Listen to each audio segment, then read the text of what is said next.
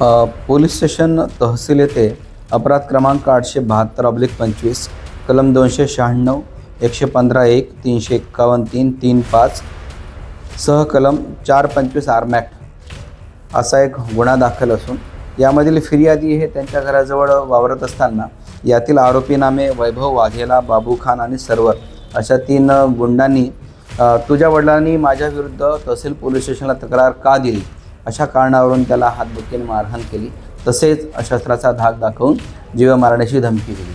अशा तक्रारीवरून पोलीस स्टेशनला सदरचा गुन्हा दाखल करण्यात आलेला आहे.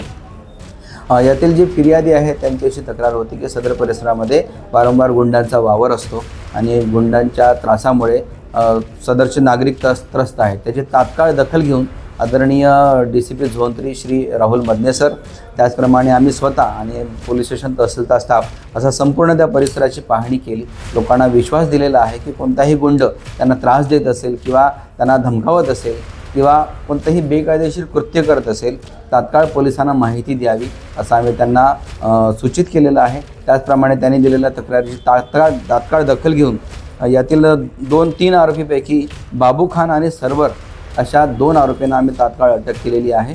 3रा आरोपीसुद्धा आम्ही त्वरित अटक करीत आहोत आणि पुढील तपास PSI DB पथकाचे PSI रसूल शेख हे स्वतः करीत आहेत.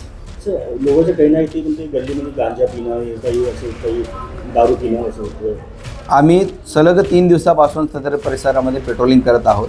सध्या तरी तिथे कोणी आम्हाला तसं त्या प्रकारचे पुरावे दिसून आलेले नाही किंवा त्या प्रकारे कोणी गांजा पिताना मिळून आलेलं नाही.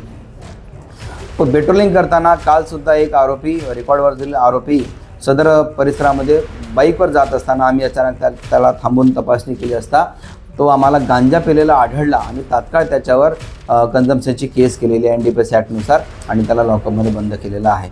यापुढेही किंवा याच्यापूर्वीही कोणी जर सदर परिसरामध्ये असं कोणतंही अवैध काम करत असेल तर आम्ही त्याला तात्काळ कायद्याचा धडा शिकवू याची सर्व नागरिकांनी खात्री बाळगावी आणि असं कोणीही गुंड तिथे गुंडगिरी करत असेल तर तात्काळ पोलिसांना माहिती द्यावी जेणेकरून आम्हाला त्वरित त्याच्यावर ॲक्शन घेता येईल.